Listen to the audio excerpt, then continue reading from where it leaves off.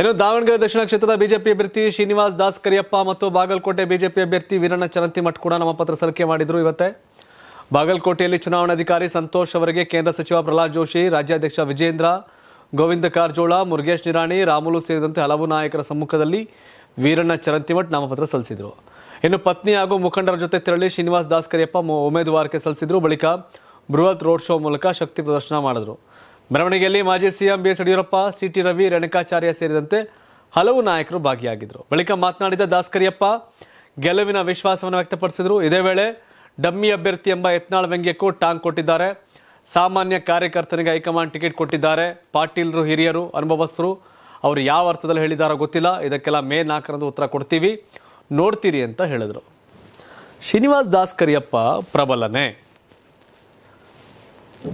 ಅಹಿಂದಾಗೆ ಕಾಂಗ್ರೆಸ್ ಅನ್ಯಾಯ ಮಾಡಿದಾಗ ಅಲ್ಲಿ ಬರುವಂಥ ಕುರುಬ ಸಮುದಾಯ, ಲೈಕ್ ST ಸಮುದಾಯಕ್ಕೆ ಸೇರಿದಂತೆ ದಾಸ್ ಕರಿಯಪ್ಪ ಅವರು ಟಿಕೆಟ್ ಕೊಟ್ಟಿದ್ದಾರೆ. ನೋಡಬೇಕು, BJP ಪ್ರಯತ್ನ ಮಾಡ್ತಿದ್ದಾರೆ. BJP ಇದುವರೆಗೂ ಒಂದು ಲೋಕಸಭೆಯಲ್ಲಿ ಮಾತ್ರ 2019 ಲೀಡ್ ಆಗಿದೆ ಬಿಟ್ಟರೆ ಇದುವರೆಗೂ BJP ವಿಧಾನಸಭೆಯಲ್ಲಿ ಗೆದ್ದಿಲ್ಲ, ಅಲ್ಲಿ ಲೋಕಸಭೆಯಲ್ಲಿ ಲೀಡ್ ಆಗಿಲ್ಲ. ಒಂದು ಸಾರಿ ಬಿಟ್ಟರೆ ನೋಡಬೇಕೇನಾಗುತ್ತೆ ಅಂತ. ರಾಜ್ಯದಲ್ಲಿ ಉಪಚುನಾವಣೆ ಹೊತ್ತಲ್ಲಿ ಆಡಳಿತಾರೂಢ ಕಾಂಗ್ರೆಸ್ ಹಾಗೂ BJP ನಾಯಕರ ನಡುವೆ ವಾಕ್ಸಮರ ಜೋರಾಗಿದೆ. BJP ರಾಜ್ಯಾಧ್ಯಕ್ಷ BY ವಿಜೇಂದ್ರ ಕಾಂಗ್ರೆಸ್ ವಿರುದ್ಧ ಗಂಭೀರ ಆರೋಪಗಳನ್ನ ಮಾಡಿದ್ದಾರೆ. ಬಾಗಲಕೋಟೆಯಲ್ಲಿ ಮಾತನಾಡಿದ ವಿಜೇಂದ್ರ, ದಾವಣಗೆರೆಯಲ್ಲಿ ಸೂಟ್ ಕೇಸ್ನಲ್ಲಿ ಹಣ ತರೋದಿಲ್ಲ, ಸಚಿವರೊಬ್ಬರು ಗೋಣಿ ಚೀಲದಲ್ಲಿ ಹಣ ತಂದು ಕೊಡ್ತಾರೆ ಅಂತ ಗಂಭೀರ ಆರೋಪ ಮಾಡಿದ್ದಾರೆ. ಅಲ್ಲಿನ ರಾಜಕೀಯದಲ್ಲಿ ಏನೆಲ್ಲ ನಡೀತಿದೆ ಎಂಬುದು ನನಗೆ ತಿಳಿದಿದೆ. ರಾಜ್ಯದ ಜನ ಕಾಂಗ್ರೆಸ್ ಸರ್ಕಾರದಿಂದ ಬೇಸತ್ತಿದ್ದಾರೆ.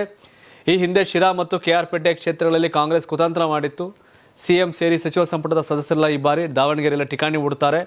ಹೀಗಾಗಿ ಮತದಾನದ ಕೊನೆಯ ದಿನದವರೆಗೂ ಕಾರ್ಯಕರ್ತರು ಎಚ್ಚರಿಕೆಯಿಂದ ಕೆಲಸ ಮಾಡಬೇಕು. ಯಾವುದೇ ಸಂದರ್ಭದಲ್ಲೂ ನಮ್ಮ ಕಾರ್ಯಕರ್ತರು ಮೈ ಮರೆಯಬಾರದು. ಇದು ಬಡ ವಿರೋಧಿ, ದಲಿತ ವಿರೋಧಿ, ಯುವಕರ ವಿರೋಧಿ ಸರ್ಕಾರ. ಈ ನಾಲಾಯಕ ಕಾಂಗ್ರೆಸ್ ಸರ್ಕಾರದ ವಿರುದ್ಧ ಜನ ಬೇಸತ್ತಿದ್ದಾರೆ. ಆಡಳಿತ ಪಕ್ಷ ಏನೇ ಅರಸಾಹಸ ಮಾಡಿದ್ರು ಬಾಗಲಕೋಟೆ, ದಾವಣಗೆರೆಯಲ್ಲಿ ನಮ್ಮ ಗೆಲುವನ್ನು ತಡೆಯೋಕೆ ಸಾಧ್ಯ ಇಲ್ಲ ಅಂತ ವಿಜೇಂದ್ರ ಗುಡುಗಿದ್ರು. ನೋಡ್ಬೇಕೇನಾಗುತ್ತೆ. ಆಡಳಿತ ಇರೋ ಪಕ್ಷನೇ ಬಹುತೇಕ ಗೆಲ್ತಾ ಇರುತ್ತೆ ಎಲ್ಲ ಕಡೆ.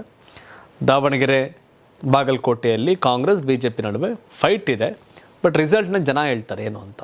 ತಮಿಳುನಾಡಿನಲ್ಲಿ NDA ಮೈತ್ರಿ ಪಕ್ಷಗಳ ಸಭೆ ನಡೆಸಿದ್ದು ಸೀಟು ಹಂಚಿಕೆ ಅಂತಿಮಗೊಳಿಸಿದೆ. ಆದರೆ 234 ಸ್ಥಾನಗಳ ಪೈಕಿ BJP ಸ್ಪರ್ಧೆ ಮಾಡಲು ಸಿಕ್ಕಿರುವ ಸೀಟು ಕೇವಲ 24 ಮಾತ್ರ. NDA ಮೈತ್ರಿ ಪಕ್ಷಗಳ ಪೈಕಿ ಎಡಪ್ಪಾಡಿ K ಪಳನಿಸ್ವಾಮಿ ನೇತೃತ್ವದ AIADMK 128 ಸೀಟು ಪಡೆಯುವಲ್ಲಿ ಯಶಸ್ವಿಯಾಗಿದೆ. DMK ವಿರುದ್ಧ ಎದ್ದಿರುವ ಆಡಳಿತ ವಿರೋಧಿ ಅಲೆಯನ್ನ AIADMK ಬಳಸಿಕೊಳ್ಳಲಿದೆ ಎಂದು ಗರ್ಜಿಸಿದ್ದಾರೆ.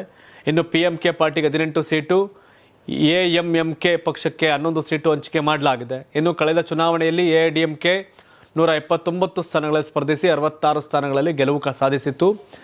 2021ರಲ್ಲಿ BJP 20 ಸ್ಥಾನಗಳಲ್ಲಿ ಸ್ಪರ್ಧೆ ಮಾಡಿ ಕೇವಲ 4 ಕ್ಷೇತ್ರಗಳಲ್ಲಿ ಗೆಲುವು ಸಾಧಿಸಿತ್ತು.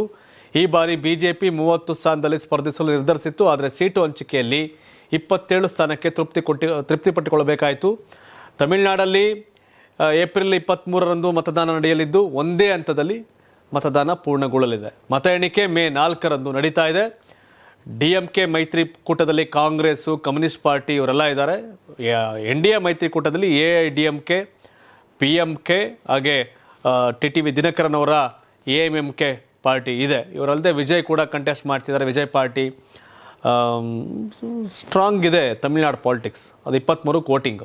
ನಾವೆಲ್ಲ ರಿಸಲ್ಟ್ಗೋಸ್ಕರ ಮೇ 4ರವರೆಗೆ ಕಾಯಬೇಕು. ನೀವು ಸಣ್ಣ ಆಗ್ಬೇಕಲ್ವಾ? ಅದು ಒಂದು ಉತ್ತಮ ಆಹಾರದಿಂದ ಸಣ್ಣ ಆಗ್ಬೇಕಲ್ವಾ? ಪ್ರತಿದಿನ ನಮ್ಮ ಜೀನಿ ಸ್ಲಿಮ್ನ ಯೂಸ್ ಮಾಡಿ ಯಾವುದೇ ಸೈಡ್ ಎಫೆಕ್ಟ್ ಇಲ್ದಂಗೆ ನೀವು ಸಣ್ಣ ಆಗ್ತೀರಾ.